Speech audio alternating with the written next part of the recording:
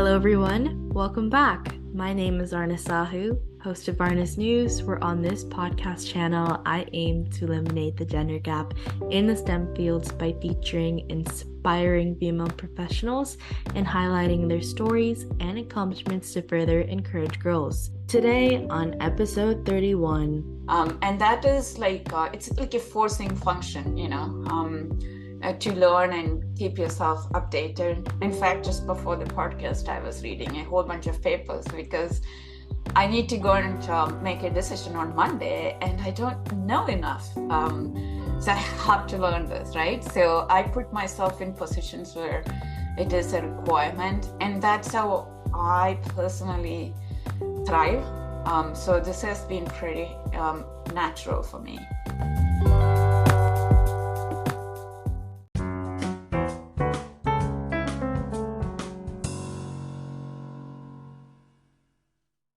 Today on episode 31, I'm pleased to announce our guest, Preethi Narayanan. As the Vice President of Engineering at Afero and chapter leader at Upward Women, she's an experienced technical engineering executive. As someone with a combination of calmness, intelligence, product knowledge, and business skills, she's an asset to any technology company in the world and rises above day-to-day fires while delighting end users and customers. Her specialties include leading organizations, consumer electronic products, embedded Linux-based software systems, and now IoT. Thank you. I'm so delighted and proud to be here. This is a topic of my interest as well. So you covered a lot of things about my background, I'll cover more as we go through your questions. Thank you so much. I'm so happy I can talk to you today. All right. So tell us a bit about your career path. Yeah, so that's a good question to start. And so if you look at my resume or LinkedIn, you would see a very typical traditional resume of somebody in my position. But my life experience is far from typical.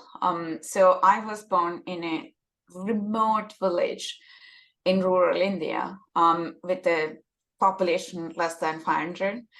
And so I had to walk about 5 kilometers back and forth to local middle school. And also I didn't have electricity until the age of 8th grade, about 11.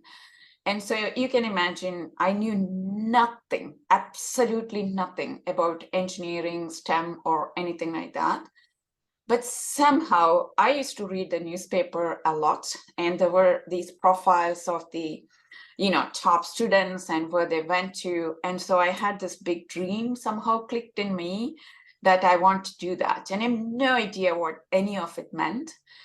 That made me leave the village at the age of 14, and I went to a boarding school where I had the privilege to attend a prep school, which took me to engineering, one of the best engineering colleges, which led me to the Silicon Valley of India, Bangalore, and I started working for an international company, Motorola.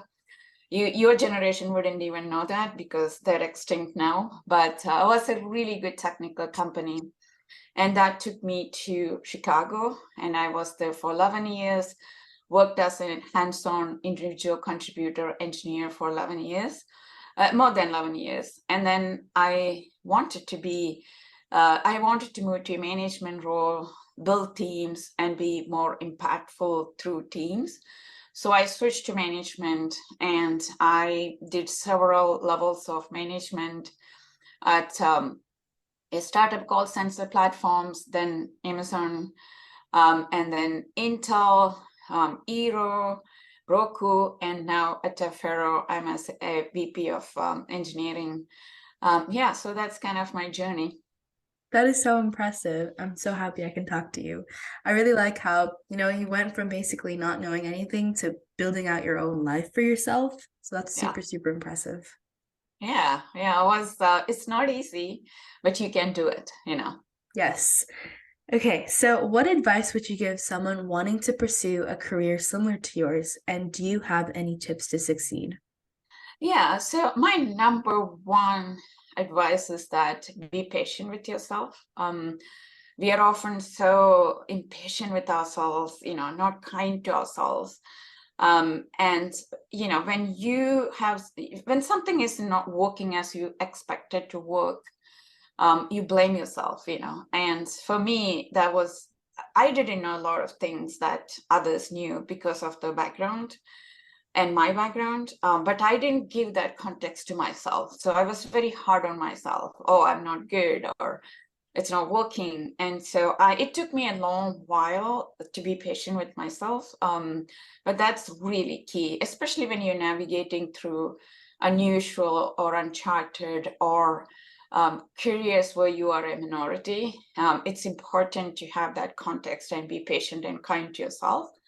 Number two, take risk and jump in and face the consequences. Look, I didn't know what this meant.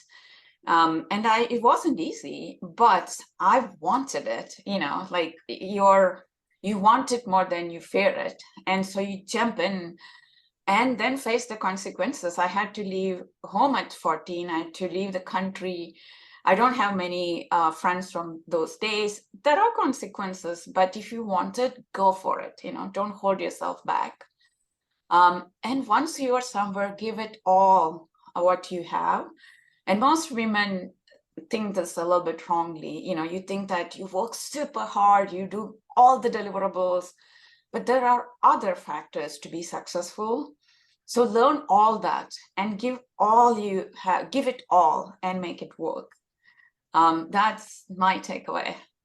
That's very, very important. I mean, in the STEM industry and computer industry, a lot of people doubt themselves.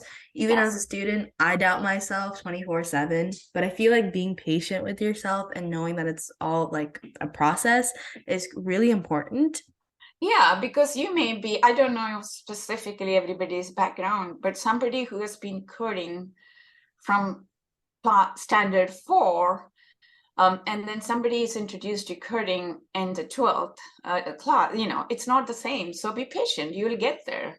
Give that context to yourself and others.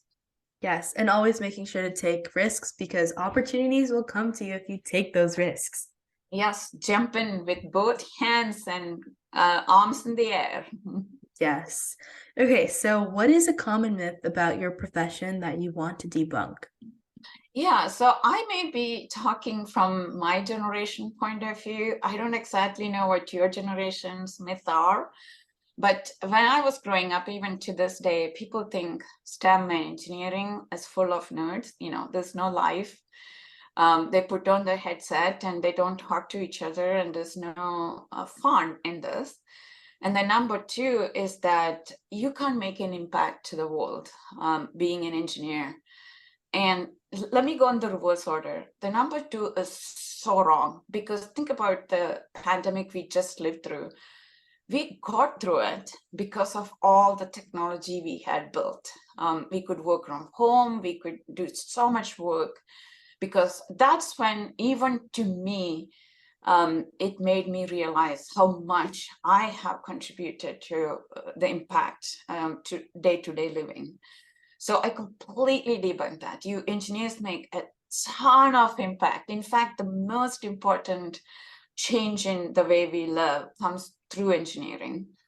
And the number one is also wrong. I am by no means a typical nerd. I like very different things. I cannot watch science fiction. I don't play games, video games, but I'm a good engineer. So it's not a requirement. It's a self-selected group of people. So let's just mix it up a little bit, right? I mean, bring in diverse interest and diverse, different interests. That's the key. Yeah, Is I that think yeah. is that still the myth in your generation? Yes, I think that is a big myth, especially the first one, where I actually created this podcast channel because a lot of my friends, they didn't know what STEM was and they thought Uh-huh. like the computer industry was just all men just coding away. Like that's a typical stereotype, so I Yeah. definitely agree with that. Yeah, I read Jane Austen's novels as a girl, and I'm still like STEM a lot. Yes.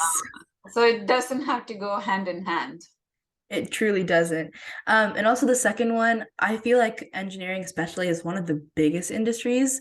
It Um, is.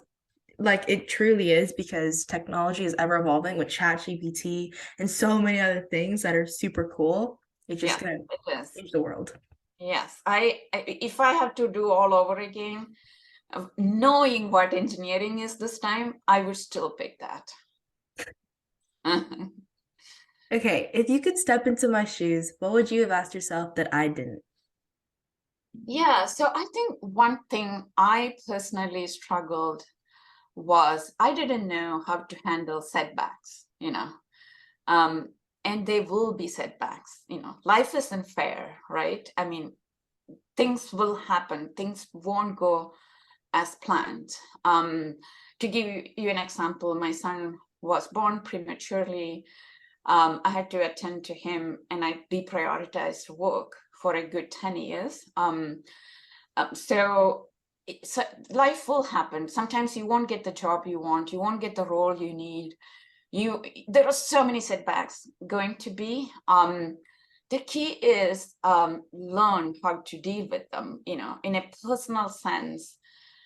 Build the tools that work for you. How do you build that resilience?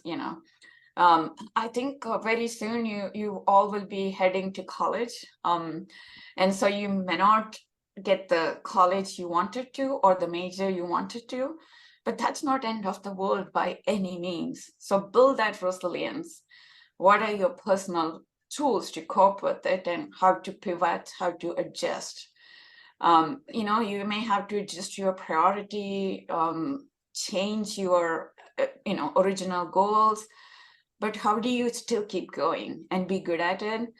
I didn't learn this early on in my life. So I learned it in a very hard way. So that would be my advice to all of you. And it has to be personal, what works for you, not just a random advice, really understand what works for you. And that goes hand in hand with the patience, Yes. being patient with yourself and not always doubting yourself, even though you might have those setbacks, is really essential too. It is because our media likes, you would see as you start looking, getting into the industry, well, oh, 20 under 20, 30 under 30. Don't give too much to any of it. You may take 30 years, somebody else may take 20 years, but it's your life, it's your path, it's your journey. That's okay. You probably won't make it to 20 under 20, but who cares, right? I mean, so yeah, definitely have that resilience framework when you get through life. Yes. And what are the best resources slash books that have helped you find your career path? Honestly, I can't point to one single thing. I think that, again, back to my point, find your strengths, your interest, your goals, and then you recruit people who can help you, who trust in you, who is your sponsor and your board of directors, who will take you. And for me, working with peers has been the best. And I always find peers who are smarter than me, who can push me. And then I learn from them. We push each other. That has helped me a lot. And also go for experiences that teaches you a lot more. A book is okay, but like you may not, it's somebody else's journey, you may not be fully getting in. Go through your own experience. This is back to taking risk and trying it out and learning through experience. That's what does really help me, not a single resource or book. I see.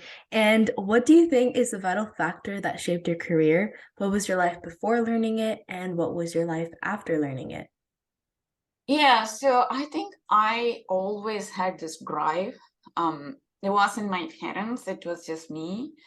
And I also, as a little girl, was able to dream big, Like if you take that girl from the village, the probability of me being where I am is like 1%, more or less.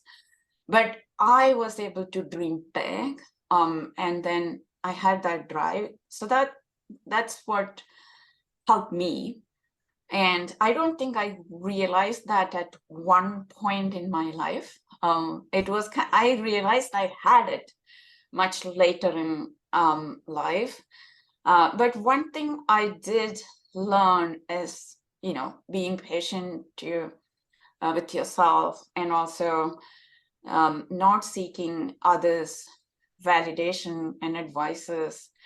And when I realized that, I would say in my 30s, not even 20s, that helped me to achieve the same goals with less stress, and less pressure, and more enjoy what I'm doing.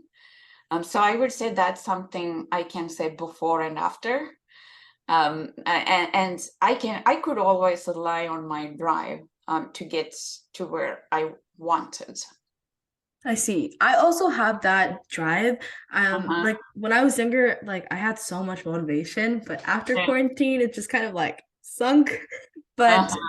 I can still relate to that, having that motivation and always wanting to dream big. Um, Uh-huh. ever since I was a kid, You're doing this podcast, that's something big. thank you. Ever since I was a kid, I had like the biggest dreams, and I still work towards them. And also, staying true to yourself is very, very important. So you don't work for others and make yourself miserable, but work for yourself, make yourself happy. Yes, yes. And then you would get there because, you want it, you're working towards it. And we often forget to enjoy it. That's the problem, So if you take the pressure off, the validation and the peer pressure, you will start enjoying it too. Yeah, and then you'll actually feel happy instead of being miserable all day. Exactly. Yes. And what's one thing you wish you had known when you began your career? I think one thing I didn't know, see, when you reach a junction, um, like your college or your career, people get to that junction by different routes, right? Different roads. And then you have this expectation, um, all of us should know exactly the same things. And, so when I didn't know a lot of things and I didn't know why. And I wish I had known that. You came through a different path.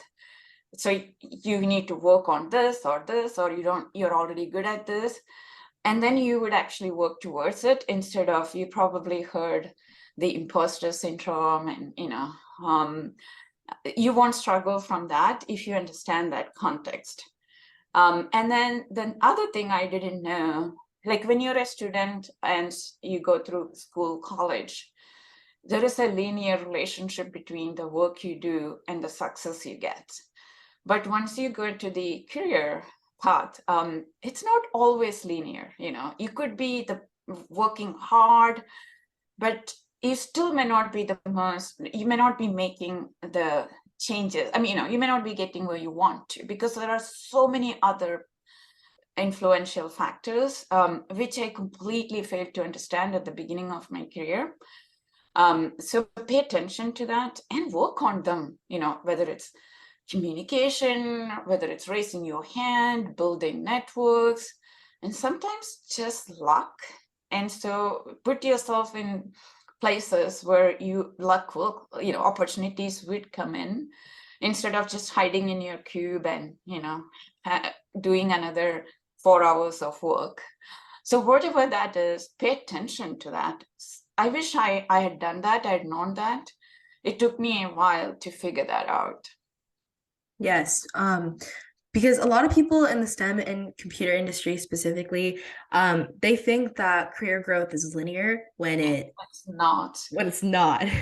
And it's like this common myth that people always think that, oh, once you're out of college, you'll get into Google and then boom, you made it. Yes. So it's No, in fact, I did a keynote, and the topic was, your growth is not linear, you know. And because the hard work will take you, no doubt, but I would say it's just a necessary condition. It's not a sufficient condition, because you could interpret it in any way. But the key is that you should understand the business context, what's important, what's impactful. And then that's what the organizations are looking for. So you need to be aligned with that and contributing to that to be successful. Yeah, and also staying out of your comfort zone. I'm an introvert at heart, so it's kind of hard to talk to people, which is kind of surprising, but that is true. So staying out of your comfort zone and trying new interests because they Yeah, can take you out, and maybe you can find something else that you truly enjoy. absolutely. Get out of your comfort zone. Yeah, because that will also help you find your success. Yes, it would. Because sometimes you are the biggest blocker between you and your success, nobody else, And you tell stories to yourself, I am this, I am that. May not be even true. Yeah, it also comes back to your mind and the patience, Yeah. always being patient with yourself, because I have that inner critic as well. So, I always overthink. I, yeah, I learned music, and the second week I declared myself not capable of learning music and quit. And I don't know, unless you're some, genius, we will take years to learn music. Yeah, got to be patient with yourself. Yeah, you have to. And how do you continue to learn in order to stay on top of things within your role? So this is a bit natural to me. And I think this is where my impatience is a virtue, because I stay in a role, and if I feel that I am not learning anything, or I'm not pushing myself, or I'm getting stagnant a little bit, I have been moving around and going into places that are completely out of my comfort zones. And then you have absolutely no choice but to learn new things and come up to speed. I actually, this is my sixth or so job in the last 12 years. And so every time I start a new job, it's like a lot of learning, new domain, new people, new organization, new culture. And so I have to keep myself updated and the new directions and all that. So, which has been very helpful. And if you're in the same company, I even within the same company, I changed within 3-4 years. I would change to a different team, and that is like it's like a forcing function, to learn and keep yourself updated. In fact, just before the podcast, I was reading a whole bunch of papers because I need to go and make a decision on Monday, and I don't know enough. So I have to learn this, right? So I put myself in positions where it is a requirement, and that's how I personally thrive. So this has been pretty natural for me.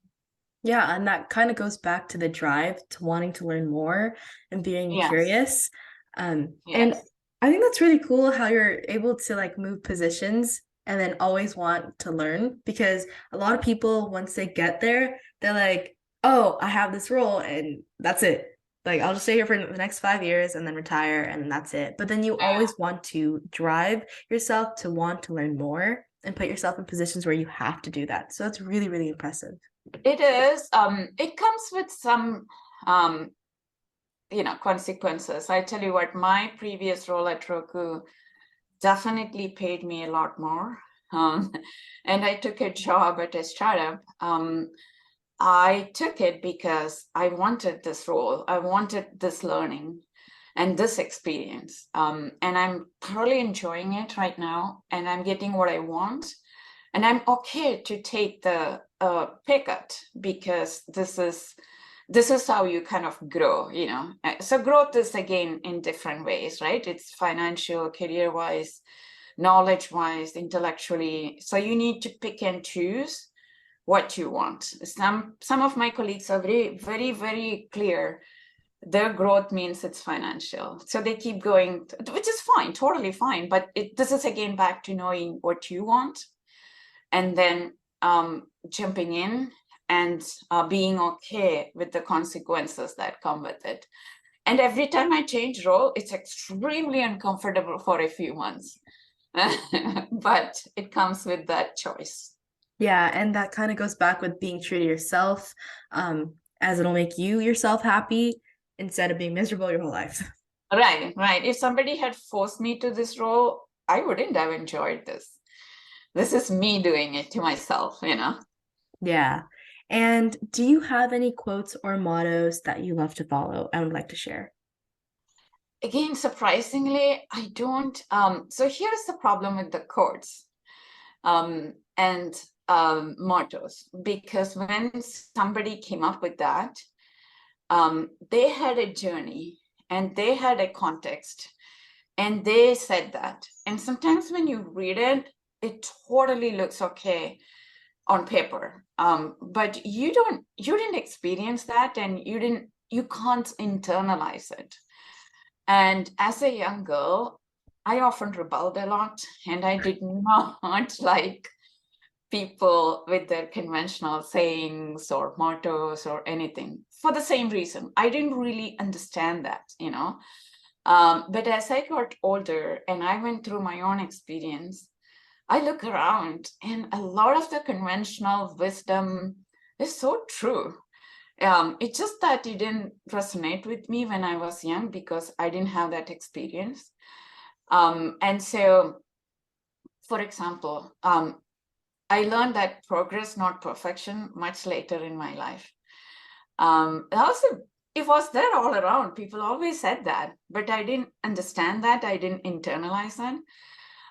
Yeah, so because of that, I don't think if something resonates with you, go for it. For example, you know, something like do what you can with what you have, where you are. That is something I always I resonated with that, because given my background and circumstances and constraints, that was a very applicable for me. But yeah, you know, when you hear something, and again, in growing up in India, we used to just blindly believe the quotes from great people. You don't have to think about it, give it some thought and see, is that matching with your values, your interest, your true self? If it does, great. Otherwise, find your own, you know. Yeah, I mean, as a kid and still now, I guess I am rebellious. So I totally get that. And actually, before the pandemic, I actually didn't really like school. I don't know, something was like going on with me. And then after COVID, I actually had a bigger appreciation for school and like everything. So these quotes that I always looked at, I didn't really agree with them. I didn't resonate with them, but now they kind of like spark a moment in my life when I was like, oh, that's what I was feeling before. And it's Yeah, kind of like that self-growth and reflection. it is. This is why, you know, it's an experience, it's a journey, you know.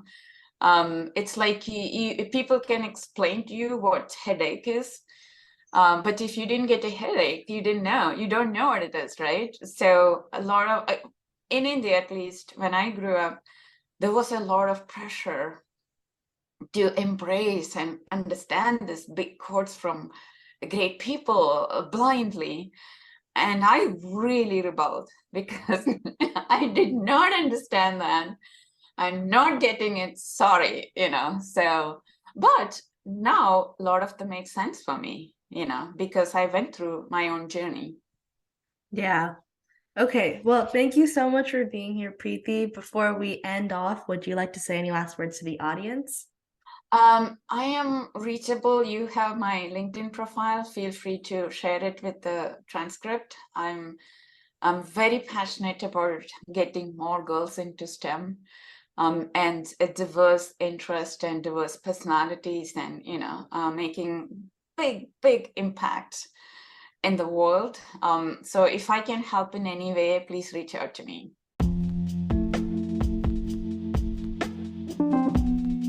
Thank you for tuning in to Arnis News, where we aim to inspire and empower women in STEM by featuring stories of successful female professionals in the industry. Today, we had the pleasure of hearing from Preethi Narayanan, Vice President of Engineering at Afero and Chapter Leader at Upward Women, who shared her invaluable advice on building resilience and being patient with yourself. And we hope that her journey will inspire and encourage others to pursue their dreams. Thus, that concludes episode 31. If you want to know more about how I relate to these amazing topics, then stay tuned for upcoming episodes. A free way to support this show is by leaving it a 5-star rating and a review on the player you're listening to. Let me know what you enjoy about this podcast, as it's a chance to tell me what you love about the show and helps others discover it too. Also, check out our YouTube channel, www.youtube.com/@arnestnews. No spaces attached. Once again, thank you for finding me, and I hope we stay in touch with each other. Dito, you're listening to Arna Sahu, the host of Arnest News. Toodles!